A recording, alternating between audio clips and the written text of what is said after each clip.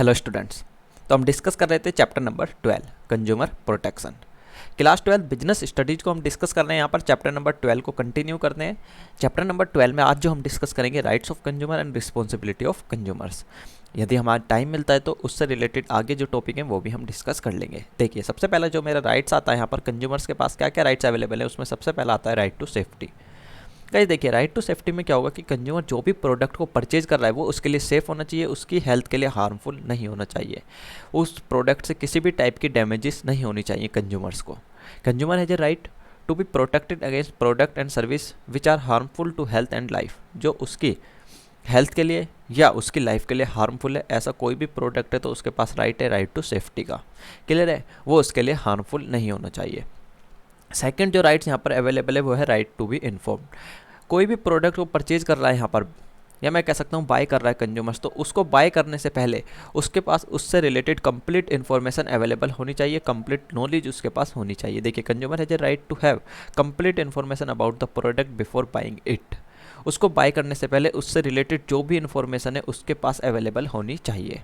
यहाँ पर इन्फॉर्मेशन में क्या क्या हो सकता है, प्रोडक्ट की क्वालिटी हो सकती है, मैन्युफैक्चरिंग डेट हो सकती है, यहाँ पर एक्सपायरी डेट हो सकती है, या मैं कह सकता हूँ मेथड हो सकता है, मेथड ऑफ यूज, कि किस तरीके से मुझे उस प्रोडक्ट को यूज करना है। ऐसा नहीं होगा कि मैंने प्रोडक्ट तो परचेज कर लिया लेकिन मुझे उसको यूज करने का मेथड ही नहीं पता।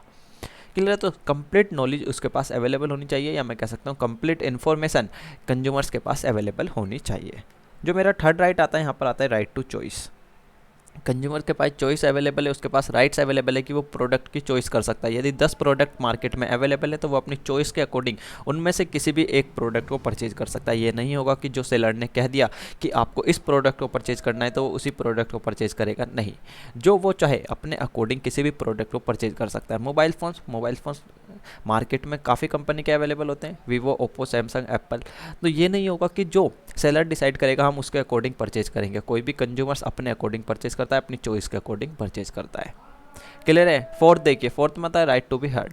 यहाँ पर राइट टू बी हर्ड का मीनिंग क्या होगा गाइस, देखिए कंज्यूमर्स के पास राइट्स अवेलेबल है कि उसके साथ किसी भी तरीके का यहाँ पर उसकी हेल्थ को डैमेजेस हो रही है या उसकी लाइफ के लिए कोई भी प्रोडक्ट हार्मफुल है या उसको किसी भी टाइप की डैमेजेस हुई है प्रोडक्ट से, तो वो जाके उसकी कंप्लेंट कर सकता है। उसको सुना जाएगा, डेफिनेटली सुना जाएगा। Consumer has a rights to file a complaint to be heard in case of dissatisfaction with goods and services. यदि वह गुड्स एंड सर्विसेज के साथ किसी भी टाइप्स की उसको डिससेटिस्फैक्शन है यहाँ पर, कि जो उसने सोचा था उसके अकॉर्डिंग यहाँ पर प्रोडक्ट जो है एक्सपेक्टेशन जो उसकी थी उस पर खरा नहीं उतरा, तो उस केस में क्या है कि वो कंप्लेंट फाइल कर सकता है और उसको कोर्ट में सुना जाएगा। राइट टू बी हर्ड का मीनिंग ही क्या होता है कि कंज्यूमर्स के पास राइट्स अवेलेबल है कि वो कंप्लेंट कर सकता है सेलर के अगेंस्ट। क्लियर है, और उसके लिए उसके पास कुछ रेमेडीज भी अवेलेबल हैं जो उसको प्रोवाइड कराई जाएगी कंपनसेट करने के लिए। स्टार्टिंग में ही हमने डिस्कस किया था कि कुछ यहाँ पर रेमेडीज अवेलेबल हैं जो कंज्यूमर्स को प्रोवाइड कराई जाती है। कब प्रोवाइड कराई जाती है, जब उसको कोई भी डैमेजेस हुई है या कोई भी उसके लिए हार्मफुल हुआ है, उसकी लाइफ को कोई भी इफेक्ट हुआ है। क्लियर है। देखिए, फिफ्थ आता है यहाँ पर right to seek redressal. Right to seek redressal का यहाँ पर मीनिंग क्या होगा कि कंज्यूमर्स के पास काफ़ी रिलीफ जो है अवेलेबल है। उसको किसी भी प्रोडक्ट की यहाँ पर डिफिशेंसी होती है या उसकी एक्सपेक्टेशन के अकॉर्डिंग कोई भी प्रोडक्ट यहाँ पर फुलफ़िल नहीं कर पाता, उसकी एक्सपेक्टेशन जो है वो प्रोडक्ट फुलफ़िल नहीं कर पाता, तो उस केस में क्या होगा कि उस कंज्यूमर को रिलीफ प्रोवाइड कराई जाएगी। देखिए, consumer has a right to get relief in case of product और service fall short of his expectation. जो उसकी एक्सपेक्टेशन थी उसमें क्या हुआ कि शॉर्ट पड़ गया, फॉल शॉर्ट हो गया, तो उस केस में क्या होगा कि कंज्यूमर्स को रिलीफ प्रोवाइड कराई जाएगी। He may be provided with replacement, removal और डिफेक्टिव और compensation for any loss by the seller. मैंने आपको स्टार्टिंग में ही बताया था कि जो रेमेडीज अवेलेबल है उसमें कुछ भी हो सकता है, या तो हम प्रोडक्ट को रिप्लेस कर देंगे या प्रोडक्ट के प्लेस पर क्या करेंगे, कंपनसेशन प्रोवाइड करा देंगे उसको, या हम कह सकते हैं कि आपका जितना भी लॉस हुआ है उसको हम बेयर करेंगे। यहाँ पर हम उसको क्या कर रहे हैं, कंपनसेट कर रहे हैं। क्लियर है, तो इन सब बातों को हम डिस्कस कर चुके हैं। तो यहाँ पर राइट टू सिक रिडर्सल का मीनिंग ही ये होगा कि किसी भी तरीके की उसको एक्सपेक्टेशन जो थी वो उसमें प्रोडक्ट में डिफिशेंसी अराइज हो रही है, या मैं कह सकता हूँ डिससेटिस्फैक्शन रिसीव हो रही है कंज्यूमर्स को, तो उस केस में उसके लिए रिलीफ अवेलेबल है, काफ़ी रिलीफ अवेलेबल है। उसको कंपनसेट करने के लिए रेमेडीज प्रोवाइड कराई जाएंगी। 6 देखिए यहाँ पर right to consumers education. Consumers के पास राइट्स अवेलेबल है कि जो भी प्रोडक्ट वो परचेज कर रहा है उस प्रोडक्ट से रिलेटेड कंप्लीट नॉलेज उसके पास अवेलेबल होनी चाहिए। उसको अपने राइट्स के बारे में पता होना चाहिए, इसलिए यहाँ पर स्कूल में कंज्यूमर प्रोटेक्शन एक्ट आपको 12th क्लास में ही बताया जा रहा है कि आपको पास ये राइट्स अवेलेबल हैं, इन राइट्स के बारे में आपको पता होना चाहिए। देखिए, consumer has the right to acquire knowledge and to be well informed throughout life. He should be made aware of his rights and relief available to him in case of product and service falls short of his expectation। यदि उसके expectation के according कोई भी fall short आता है तो उसके पास जो जो रिलीफ अवेलेबल है, उसके पास जो जो राइट्स अवेलेबल है, उन सब के बारे में उसको पता होना चाहिए, वो उससे अवेयर होना चाहिए, यहाँ पर उसके पास उसकी नॉलेज होनी चाहिए। Government of India has include consumers education in the school curriculum and is making use to media to make consumers aware for their rights. अपने राइट्स के बारे में अवेयर हो जाए, इसलिए क्या करा है कि स्कूल करिकुलम में भी यहाँ पर कंज्यूमर एजुकेशन को इंक्लूड किया है, और कहीं यहाँ पर मीडिया के थ्रू भी कंज्यूमर्स को अवेयर करते रहते हैं। आपने देखा होगा कि ऐड आता है यहाँ पर, किसका, इसका ऐड आता है, जागो ग्राहक जागो का। तो ये सब क्या है कि कंज्यूमर्स को अवेयर किया जा रहा है कि आपके पास ये राइट्स अवेलेबल है, आप कोई भी प्रोडक्ट परचेज कर रहे हैं तो उसको ध्यानपूर्वक परचेज करें, कोई भी जल्दबाजी ना करें। अभी हम डिस्कस करेंगे कि रिस्पॉन्सिबिलिटी क्या क्या है। राइट्स तो अवेलेबल हैं, लेकिन अब कोई कंज्यूमर्स अपनी रिस्पॉन्सिबिलिटी को ही फॉलो नहीं करता तो उस केस में ये राइट्स क्या करेंगे, इन राइट्स का कोई भी इंपॉर्टेंस नहीं रह जाती। क्लियर है? देखिए, तो गाइस देखिए, यहाँ पर यूनाइटेड नेशनल ऑर्गेनाइजेशन ने कुछ 2 राइट्स और इंक्लूड किए। ये 6 राइट्स अवेलेबल हैं कंज्यूमर्स के पास, लेकिन 2 राइट्स और अवेलेबल करा दिए गए यहाँ पर, राइट टू बेसिक नीड्स और राइट टू हेल्दी इन्वायरमेंट। कि जो भी सेलर प्रोडक्ट को सेल्स कर रहा है यहाँ पर, उसके द्वारा हेल्दी इन्वायरमेंट भी प्रोवाइड होना चाहिए। ये नहीं होना चाहिए कि जो वो प्रोडक्ट को सेल्स कर रहा है वो इन्वायरमेंट के लिए हार्मफुल है। कंज्यूमर्स के लिए तो बेनिफिट्स है, लेकिन क्या है, इन्वायरमेंट के लिए हार्मफुल है, ऐसा भी नहीं होगा। तो 2 राइट्स और इंक्लूड किए गए हैं। बेसिक नीड्स में हम किसको इंक्लूड करते हैं यहाँ पर, आप सभी को पता होगा, रोटी कपड़ा मकान। लेकिन 2 नीड्स को और यहाँ पर इंक्लूड किया गया है। यहाँ पर फर्स्ट मेरी हेल्थ और सेकंड क्या होती है कहीं, एजुकेशन। ये भी बेसिक नीड में कवर होती हैं, हेल्थ और एजुकेशन। रोटी कपड़ा मकान तो है, लेकिन हेल्थ और एजुकेशन को भी इंक्लूड किया जाता है बेसिक नीड्स में। आज के टाइम में कितनी बेसिक नीड्स है यहाँ पर, 5 बेसिक नीड्स है। देखिए, तो गाइस देखिए, हमने सबसे पहला राइट देखा कि राइट टू सेफ्टी, की जो भी प्रोडक्ट को परचेज कर रहा है उसके लिए हार्मफुल नहीं होना चाहिए। सेकंड देखा हमने राइट टू बी इन्फॉर्म्ड, जो भी प्रोडक्ट को परचेज कर रहा है उससे रिलेटेड कंप्लीट इन्फॉर्मेशन को वो रिसीव कर सकता है, किससे, सेलर से। थर्ड देखा हमने राइट टू चॉइस, की कितने भी प्रोडक्ट अवेलेबल हो मार्केट में, कंज्यूमर्स के पास चॉइस अवेलेबल है, वो अपने अकॉर्डिंग प्रोडक्ट को परचेज करेगा। फोर्थ देखा हमने राइट टू बी हर्ट, कि उसको सुना जाएगा, किसी भी तरीके की डिसएफिशिएंसी होती है या डिससेटिस्फैक्शन होती है, उसको कंज्यूमर्स को डिससेटिस्फैक्शन हो रही है, जो प्रोडक्ट को उसने एक्सपेक्टेशन की थी उसके अकॉर्डिंग फुलफिल नहीं कर पा रही है वो, तो उस केस में क्या होगा कि वो कंप्लेंट कर सकता है। Right to be seek redressal, हमने देखा कि उसको रिलीफ प्रोवाइड करा जाएगा, काफ़ी रिलीफ अवेलेबल है। हमने रेमेडीज डिस्कस की थी कि क्या क्या रेमेडीज अवेलेबल हैं एक कंज्यूमर्स के लिए। आपने फर्स्ट लेक्चर नहीं देखा है तो आप उसको जाकर देख सकते हैं। Right to be consumer education, clear है। और 2 राइट्स किसके द्वारा इंक्लूड कर दिए गए हैं यहाँ पर, यूनाइटेड नेशनल ऑर्गेनाइजेशन के द्वारा 2 राइट्स को और इंक्लूड कर दिया गया है। कौन कौन से, राइट टू बेसिक नीड्स और right to healthy environment. Right to basic needs में कौन कौन इंक्लूड होगा, रोटी कपड़ा मकान, एजुकेशन एंड हेल्थ। अब गाइस देखिए, यहाँ पर कुछ रिस्पॉन्सिबिलिटी है कि कंज्यूमर्स की क्या क्या रिस्पॉन्सिबिलिटी हो सकती हैं। देखिए, do not forget to get receipt and guarantee card, कि जो भी कंज्यूमर्स किसी भी प्रोडक्ट को परचेज कर रहा है उससे रिलेटेड जो भी रिसिप्ट है उसको ध्यान से ले और गारंटी कार्ड को जरूर ले। ऐसा नहीं है कि प्रोडक्ट को परचेज कर लिया लेकिन गारंटी कार्ड को रिसीव करना भूल गया, ऐसा नहीं होगा। काफ़ी कंज्यूमर्स क्या करते हैं ना, गारंटी कार्ड नहीं लेते। कोई प्रोडक्ट परचेज किया, फॉर एग्जाम्पल यहाँ पर प्रोडक्ट था 1 लाख का, तो वो क्या करते हैं, सेलर भी क्या करते हैं कि आप गारंटी कार्ड मत लीजिए, हम आपको जो है सस्ते रेट में प्रोवाइड करा देंगे। तो वो क्या करते हैं, 80K का या 70K का प्रोवाइड करा देते हैं विदाउट गारंटी कार्ड। प्रोडक्ट वो 1 लाख का है, तो उस केस में क्या होता है कि ऐसा हमें नहीं करना चाहिए। क्लियर है? 1 सेकंड का वेट कीजिएगा गाइस बस, तो हमें ऐसा नहीं करना चाहिए। क्लियर है? गारंटी कार्ड जरूर लें और जो भी हम प्रोडक्ट को परचेज कर रहे हैं उससे रिलेटेड जो भी रिसिप्ट है उसको जरूर रिसीव करें। सेकंड देखिए, डू नॉट बाय इन हरी, कि कोई भी प्रोडक्ट को परचेज कर रहे हैं उसमें जल्दबाजी नहीं करनी चाहिए। आपने देखा होगा कि बहुत से कंज्यूमर्स क्या होते हैं, आए दुकान पे, भाई ये प्रोडक्ट पैक कर दो, प्रोडक्ट पैक कराए निकल लिए। क्लियर है? तो इस टाइप से हमें नहीं करना चाहिए, जल्दीबाजी नहीं करनी चाहिए। After getting complete knowledge about the product they should buy it, complete knowledge उसके बारे में हम रिसीव करें, कंप्लीट इन्फॉर्मेशन गेट करें, उसके बाद ही क्या करना चाहिए, कोई भी प्रोडक्ट को परचेज करना चाहिए, जल्दबाजी नहीं करनी चाहिए। थर्ड देखिए, be aware for false advertisement. Guys देखिए, जो यहाँ पर फॉल्स एडवर्टाइजमेंट आते हैं उससे अवेयर रहना चाहिए यहाँ पर। क्लियर है? क्योंकि गाइस देखिए, एडवर्टाइजमेंट में क्या होता है कि जो मेरा यहाँ पर बैड से बैड प्रोडक्ट भी है उसको एक गुड क्वालिटी में पेश किया जाता है, यहाँ पर मैं कह सकता हूँ प्रेजेंट किया जाता है। क्लियर है? Sometimes seller provides the wrong information about the product throughout advertisement, so buyer must be aware. क्योंकि क्या होता है, एडवर्टाइजमेंट के थ्रू जो है रॉन्ग इन्फॉर्मेशन को भी करेक्ट इन्फॉर्मेशन के वे में यहाँ पर प्रेजेंट किया जाता है। Do not compromise quality, quality से क्या है, कॉम्प्रोमाइज़ नहीं करना चाहिए गाइस। आज के टाइम पे कोई भी कंज्यूमर क्वालिटी से कॉम्प्रोमाइज़ करता है तो मेरा मानना ये है कि किस लिए करता है, वो लैक ऑफ मनी के कारण। उसके पास मनी की शॉर्टेज है, इसलिए वो क्वालिटी से कॉम्प्रोमाइज़ करता है। ना हर कोई चाहता है कि वो अच्छी से अच्छी क्वालिटी का यहाँ पर प्रोडक्ट को यूज करे। भाई मनी की शॉर्टेज है यहाँ पर, इसीलिए कोई भी कंज्यूमर से जो क्वालिटी से यहाँ पर कॉम्प्रोमाइज़ करता है, अदरवाइज उसको कॉम्प्रोमाइज़ करने की कोई भी रिक्वायरमेंट नहीं है। फॉर एग्जांपल हम गाइस देखिए, इलेक्ट्रिसिटी का कोई भी प्रोडक्ट को परचेज कर रहे हैं तो उस केस में हमें क्या करना चाहिए, ISI मार्क को जो है चेक कर लेना चाहिए कि उस पर ISI मार्क्स अवेलेबल है या नहीं है। मार्क अवेलेबल है तो आप परचेज कीजिए, डेफिनेटली परचेज कीजिए। तो भाई क्वालिटी से जो कॉम्प्रोमाइज़ करता है ना कंज्यूमर्स, उसको मेन रीजन मैं आपको बता रहा हूँ यहाँ पर लैक ऑफ मनी ही है। हमारे पास सफिशेंट फंड अवेलेबल है तो हमें क्या जरूरत है, क्वालिटी से हम कॉम्प्रोमाइज़ करेंगे, क्योंकि हमें पता है हम क्वालिटी से कॉम्प्रोमाइज़ करेंगे तो बाद में वो हमारे लिए डेंजर साबित हो सकता है। इसलिए क्वालिटी से कोई भी कॉम्प्रोमाइज़ करता है तो वो कोई जानबूझ के नहीं करता, सिर्फ और सिर्फ मजबूरी में कॉम्प्रोमाइज़ करता है। आइए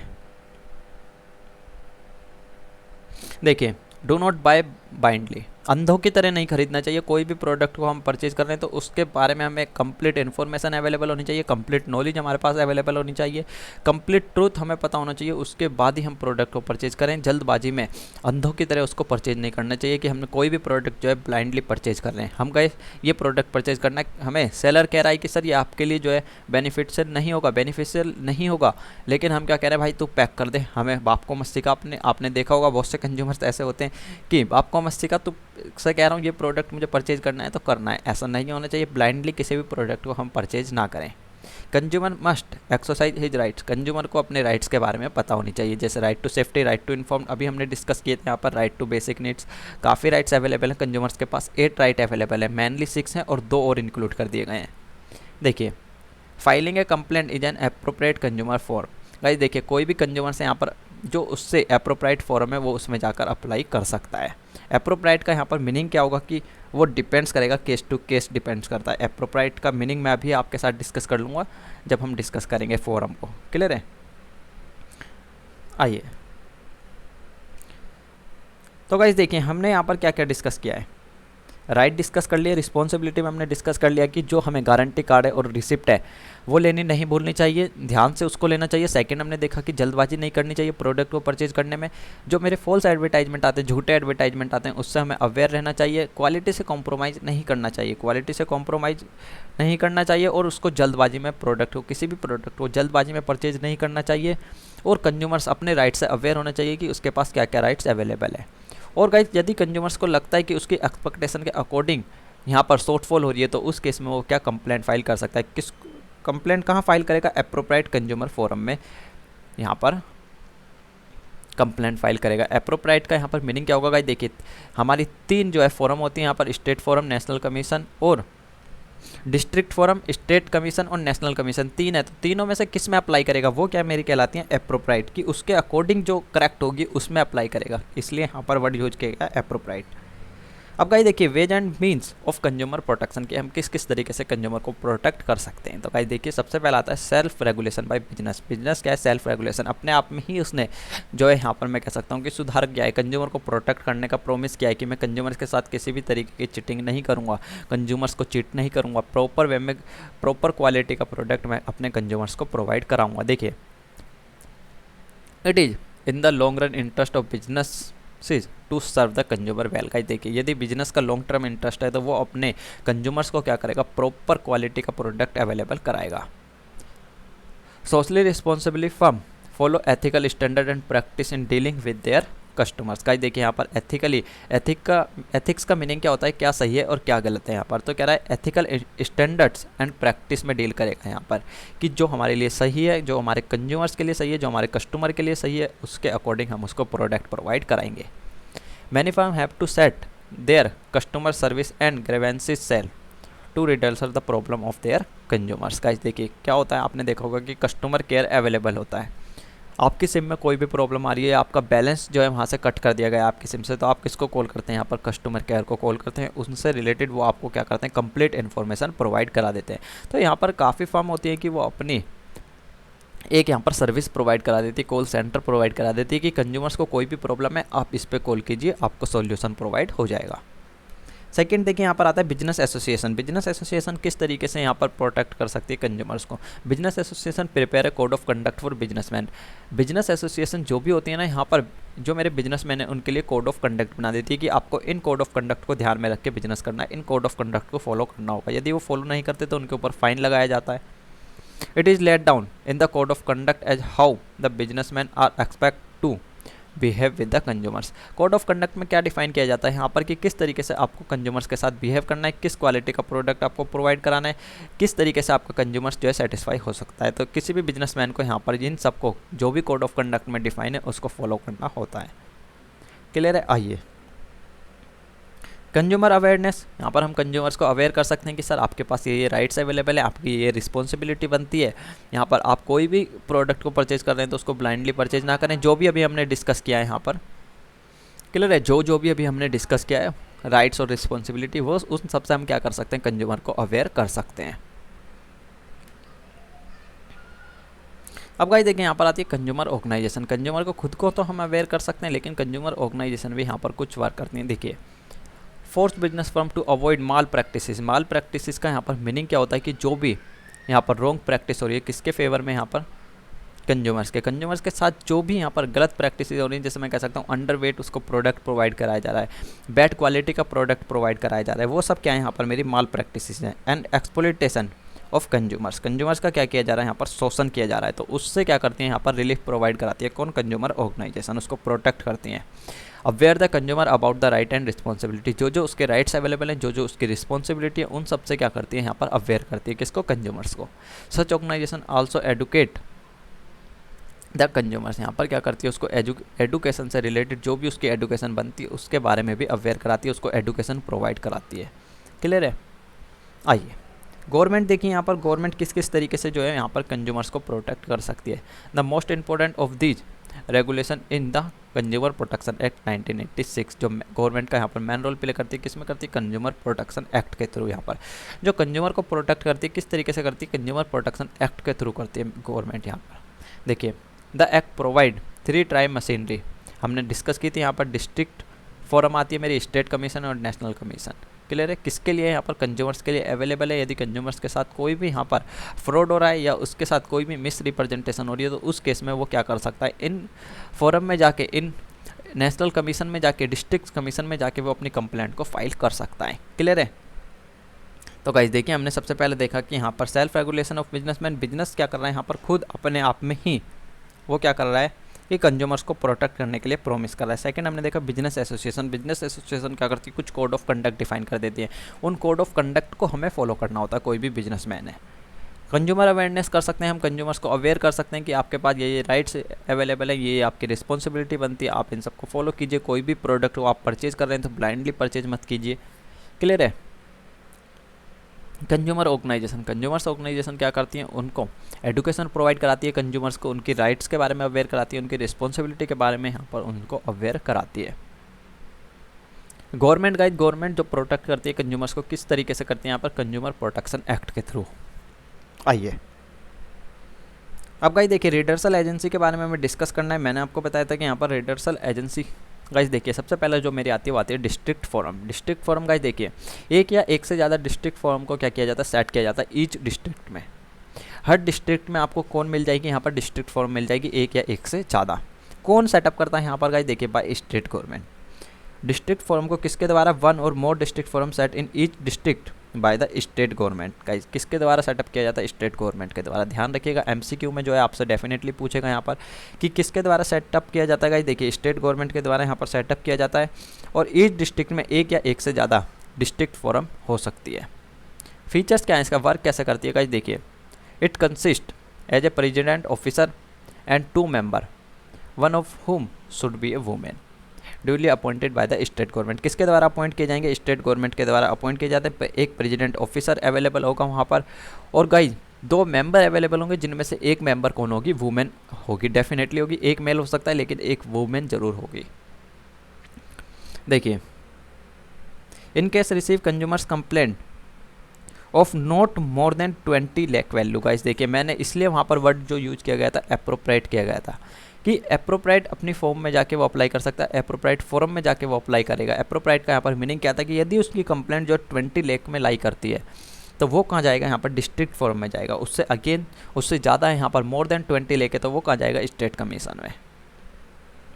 क्लियर? तो गाइस इन सब बातों को ध्यान रखिएगा, एमसीक्यू में डेफिनेटली पूछ सकता है यहाँ पर कितने तक की कंप्लेंट जो है डिस्ट्रिक्ट फोरम में अप्लाई की जा सकती है। यहाँ पर देखिए 20 लाख तक की वैल्यू। अब गाइस देखिए क्या होगा, on receiving the complaint district forum shall refer to the complaint to the opposite party concern and send the sample of goods for testing in the laboratory. Guys देखिए जैसे ही यहाँ पर कंप्लेंट फाइल हुई है, जिसकी भी पार्टी के against file हुई है वो उससे रिलेटेड क्या करेंगे, यहाँ पर सैंपल को सेंड कर देगी, जो भी गुड्स का सैंपल था लेबोरेटरी में टेस्टिंग के लिए, कि हाँ भाई जिस कमी से रिलेटेड या मैं कह सकता हूँ जिस डिफेक्ट से रिलेटेड यहाँ पर कंप्लेंट फाइल हुई है एक्चुअल में उस गुड्स में डिफेक्ट अवेलेबल है भी या नहीं है। क्लियर है? क्योंकि समटाइम्स क्या होता है ना, फॉल्स इन्फॉर्मेशन जो है फॉल्स केस फाइल कर दिए जाते हैं।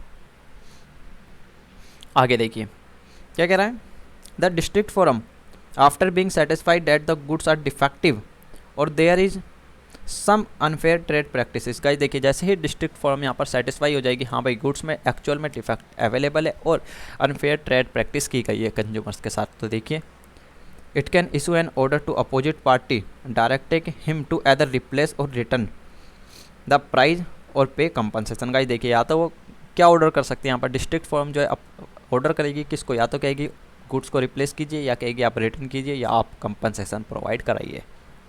क्लियर है? इन case of aggrieve party is not satisfied with the order of district forum he can appeal in the state forum with in 30 days of passing the order. कितने days के अंदर कर सकता है, यहाँ पर 30 डेज के अंदर। ध्यान रखिएगा केस स्टडी अराइज होती है यहाँ से। केस स्टडी क्या अराइज होगी कि डिस्ट्रिक्ट फोरम ने एक जजमेंट दिया था जिससे सेटिस्फाई नहीं था, यहाँ पर जो मेरी एग्रीड पार्टी थी वो सेटिस्फाई नहीं थी, तो उस केस में आफ्टर 31 डेज वो स्टेट कमीशन में अपना केस को फाइल करना चाहती है। क्या कर सकती है? नहीं कर सकती डेफिनेटली। कितने डेज के अंदर उसको केस फाइल करना होगा? 30 डेज के अंदर। तो यहाँ से केस स्टडी अराइज होती है। ध्यान रखिएगा केस स्टडी जो अराइज होती है इस चैप्टर में से यहाँ से काफ़ी टाइम्स होती है। ठीक है, तीनों में से कुछ भी पूछ सकता है, डिस्ट्रिक्ट फोरम से केस स्टडी पूछ सकता है, स्टेट कमीशन से या मेरी नेशनल कमीशन से आपसे केस स्टडी अराइज कर सकता है। तो गाइस देखिए फीचर्स क्या होते हैं यहाँ पर। सबसे पहला आता है कि प्रेसिडेंट ऑफिसर और 2 मेंबर यहाँ पर कंसिस्ट करते हैं। फर्स्ट एक मेंबर मेरी मेल होगी, एक मेंबर यहाँ पर फीमेल होगी। क्लियर है?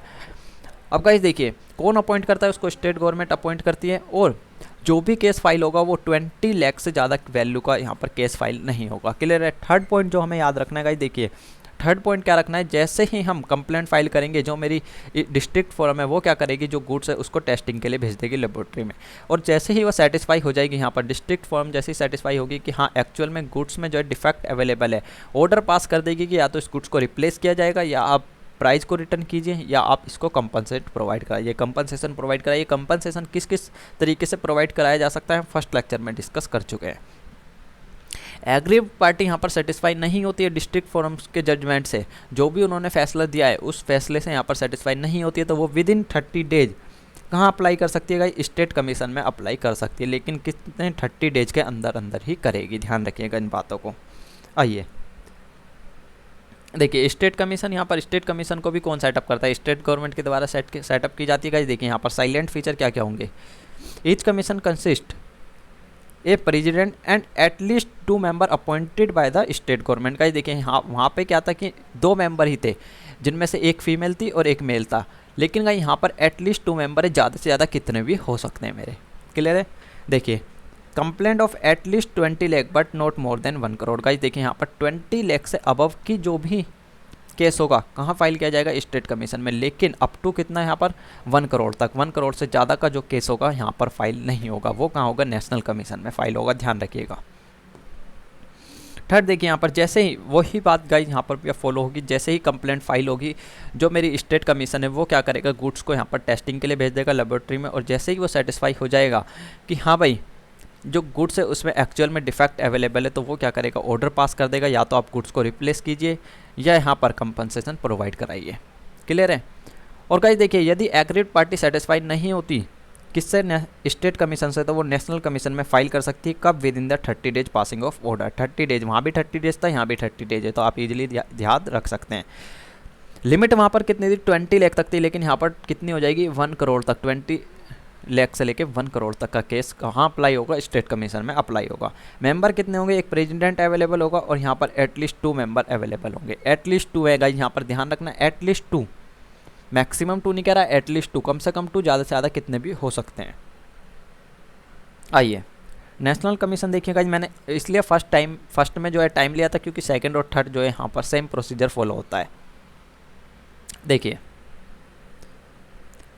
अब गाइस देखिए नेशनल कमीशन जो है वो सेटअप की जाती है किसके द्वारा, सेंट्रल गवर्नमेंट के द्वारा। वो दोनों गाइस देखिए यहाँ पर स्टेट और डिस्ट्रिक्ट फॉर्म किसके द्वारा यहाँ पर अपॉइंट की जा रही थी, किसके द्वारा सेट की जा रही थी, यहाँ पर स्टेट गवर्नमेंट के, लेकिन ये किसके द्वारा है, सेंट्रल गवर्नमेंट के। और गाइस देखिए जो यहाँ पर मेंबर भी अपॉइंट किए जाएंगे वो किसके द्वारा किए जाएंगे, डेफिनेटली सेंट्रल गवर्नमेंट के द्वारा ही अपॉइंट किए जाएंगे। तो गाइस देखिए एक प्रेसिडेंट ऑफिसर अवेलेबल होगा और एटलीस्ट 4 मेंबर, कम से कम 4 मेंबर होंगे गाइस, यहाँ पर 3 नहीं हो सकते, 4 मेंबर होंगे ही होंगे, 4 से ज़्यादा कितने भी हो सकते हैं, जिनमें से एक लेडी मेंबर अवेलेबल होगी। क्लियर है, किसके द्वारा अपॉइंट किए जाएंगे, सेंट्रल गवर्नमेंट के द्वारा अपॉइंट किए जाएंगे। अब गाइस देखिए यहाँ पर जो केस फाइल होगा वो कौन सा होगा, अप टू 1 करोड़, जो मोर देन मेरा 1 करोड़ है, sorry more than 1 crore. Clear है, देखिए value of more than 1 crore can be filed with national commission. क्योंकि गाइस देखिए अब 1 करोड़ तक का हम कहाँ फाइल कर रहे थे, स्टेट कमीशन में, तो 1 करोड़ से अबव का जो भी केस होंगे वो कहाँ फाइल किए जाएंगे, नेशनल कमीशन में फाइल किए जाएंगे।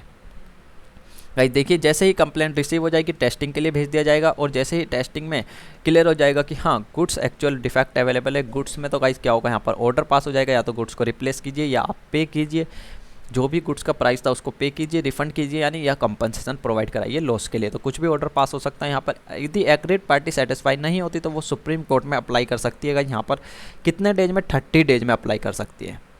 तो गाइस आपने देखा कि डिस्ट्रिक्ट से सेटिस्फाई नहीं था तो उन्होंने कहाँ करा, स्टेट में, स्टेट से सेटिस्फाई नहीं हुआ तो कहाँ करा, नेशनल में अप्लाई करा, और नेशनल से सेटिस्फाई नहीं होंगे तो सुप्रीम कोर्ट में अप्लाई करेंगे। अब सुप्रीम कोर्ट से भी सेटिस्फाई नहीं होता कोई कंज्यूमर्स यहाँ पर, तो गाइस फिर उसका कुछ नहीं किया जा सकता, वहाँ पे उसको सेटिस्फाई होना ही होना पड़ेगा। क्लियर है, सुप्रीम कोर्ट से ऊपर कोई कोर्ट अवेलेबल नहीं होती है, तो इसलिए सुप्रीम कोर्ट से सेटिस्फाई होगा, नहीं होता है तो वो फिर भी होकर अपने शांत होकर अपने घर बैठना पड़ेगा उससे। क्लियर है, आइए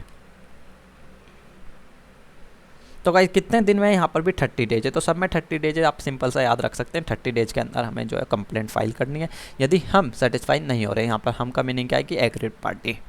आई होप कि आपको ये चीज़ ईजिली क्लियर होगी। फिर भी कोई डाउट आता है तो आप नीचे कमेंट बॉक्स में कमेंट करके बता सकते हैं।